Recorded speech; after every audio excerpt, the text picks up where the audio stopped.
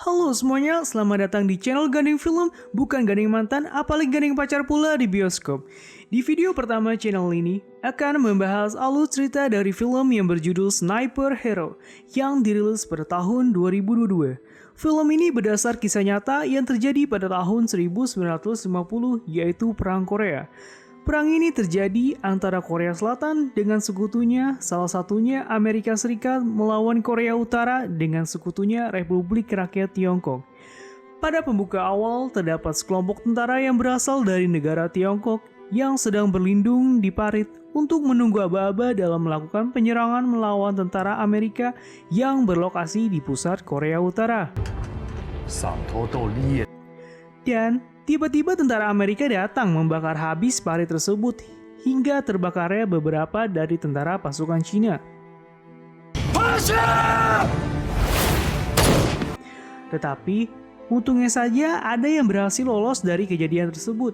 Dengan semangatnya, para tentara Tiongkok terus menghabisi nyawa para tentara Amerika dengan ganasnya. Perang semakin sengit dengan diperlihatkannya seorang tentara Cina bernama Ren Dongfeng yang hampir ditikam dengan sebuah pisau oleh tentara Amerika. Tetapi beruntungnya ada temannya yang menyelamatkannya.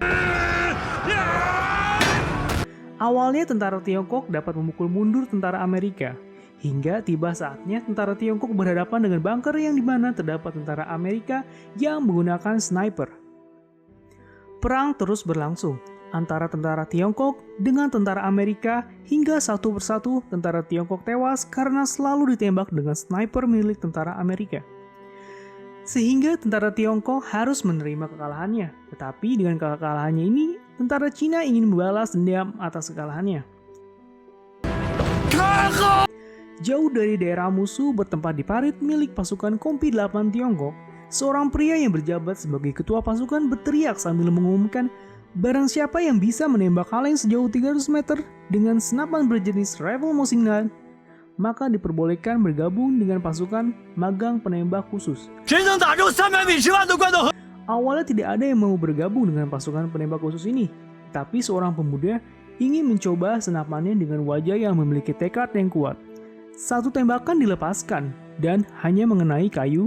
Kemudian dengan wajah kecewa, dia menembak untuk kedua kalinya dan berhasil mengenai sebuah kaleng. Hingga ketua pasukan pun terkejut dan akhirnya dia menerima pemuda itu untuk bergabung ke dalam pasukan khusus.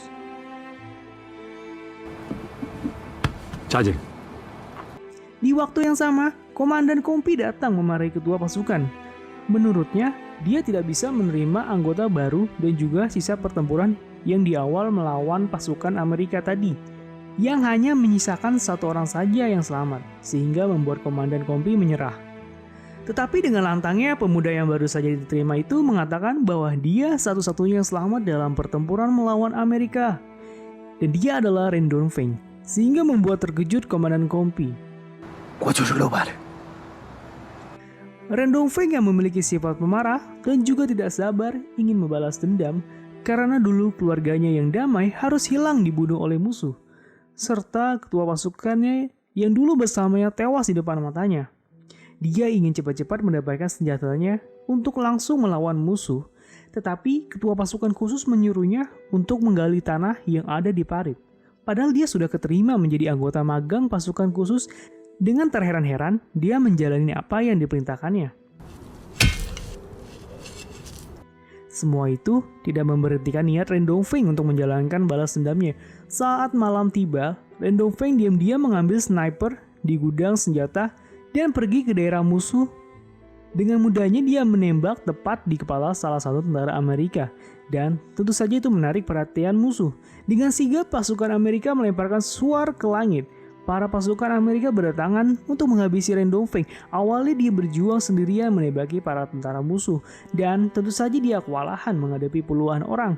Untungnya saja ketua pasukan datang untuk membantu Ren Dongfeng serta membawa kembali Ren Dongfeng ke markas pasukan Tiongkok.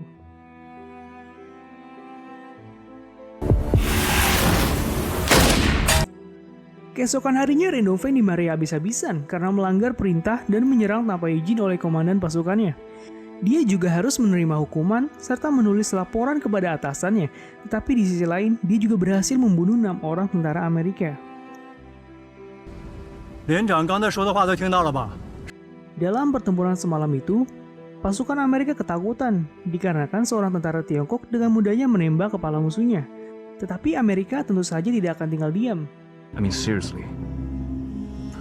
Pada pagi itu, tentara Amerika tiba-tiba melempar sebuah bom asap yang ternyata di balik kumpulan asap itu ada seorang tentara Amerika yang menggunakan sniper. Kemudian, menembak wakil ketua pasukan Tiongkok hingga tewas.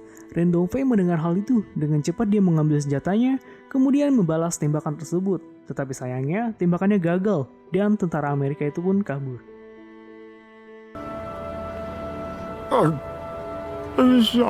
Singkat cerita, Ren Dongfeng dan temannya Wang Qing ditugaskan untuk menjadi pengintai, agar kejadian di pagi itu tidak terulang kembali. Dengan berbekal sebuah sniper, dan keberaniannya di tengah kegelapan, mereka ingin mengintai jauh lebih dalam ke daerah musuh. Tetapi justru malah mereka yang terjebak karena senjata sniper yang digunakan musuh sangat canggih, bahkan bisa melihat dalam keadaan gelap. Dengan keadaan memaksa, mereka pun harus menunggu dengan cara bersembunyi di balik batu hingga matahari terbit. Kemudian dengan cepatnya, mereka kembali ke markas karena dalam keadaan ini sniper yang digunakan tentara Amerika terkena silauan matahari hingga menyulitkan tentara Amerika dalam menembak. Setelah mereka kembali ke markas, dan seperti biasanya mereka kena hukuman, menggali tanah di parit lagi oleh ketua pasukan.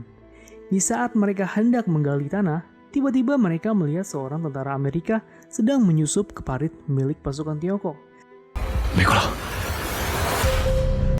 Ren Dongfeng dan Wang Qing kemudian mengatur strategi untuk menjebak tentara Amerika dengan cara berpisah satu sama lain. Dalam keheningan yang ada di parit ini terdapat 3 sniper, yaitu Ren Dongfeng dan Wang Qing, sedangkan satunya adalah tentara Amerika. Mereka saling bersembunyi satu sama lain, hingga tentara Amerika menembak Wang Qing tepat di lehernya dan tewas di tempat. Kemudian Ren Dongfeng datang menyusul dan melihat Wang Qing sudah terpapar di atas tanah. Di saat itu juga Ren Dongfeng menembak tentara Amerika dan mengenai tangannya. Tetapi tentara Amerika itu berhasil melarikan diri. Ren Dongfeng menangis sangat kencang melihat salah satu temannya sudah tak bernyawa. Dan di sebelahnya ada kedua pasukan yang juga ikut bersedih. Kemudian keesokan harinya, tepat di pagi hari, komandan pasukan Tiongkok memerintahkan untuk merebut wilayah musuh. Semua pasukan dikerahkan. Pasukan Amerika tidak menyadari rencana itu, tetapi mereka merasakan keanehan karena medan perangnya sangat sepi. Dalam sekejap, tiba-tiba seluruh pasukan Tiongkok muncul dan menyerbu markas wilayah musuh. Walaupun di atas langit banyak pesawat Amerika yang mulai menjatuhkan bom, tetapi tidak memberhentikan semangat pasukan Tiongkok. Satu persatu tentara pasukan Tiongkok tewas karena sulitnya medan pertempuran. Namun, berkat salah seorang tentara Tiongkok yang langsung maju ke wilayah musuh sambil memegang bom di tangannya, markas Amerika pun hancur. Di tengah-tengah pertempuran, seorang sniper dari pasukan Amerika bernama Schumann melarikan diri. Ren Dongfeng bersama ketua pasukannya pun mengejarnya hingga masuk ke dalam hutan. Ketegangan pun terjadi karena sniper berhadapan dengan sniper. Di tengah kesunyian itu, ketua pasukan tiba-tiba tertembak. Ren Dongfeng langsung membalasnya dan mengenai lengan tentara Amerika. Karena sama-sama memiliki skill dalam menggunakan sniper, Ren Dongfeng juga terkena peluru yang dimiliki sniper Amerika dan mengenai lengannya. Sambil merintih kesakitan, Ren Dongfeng memfokuskan dirinya dan berhasil menembaki tentara pasukan Amerika tersebut hingga tewas. Ren Dongfeng tidak bisa menutupi kebahagiaannya karena berhasil mengenai musuhnya yang seorang sniper juga. Tetapi di tengah kebahagiaan itu, ketua pasukan mengembuskan napas terakhirnya. Berkat pengorbanan yang dimiliki tentara pasukan Tiongkok, mereka berhasil merebut wilayah musuh.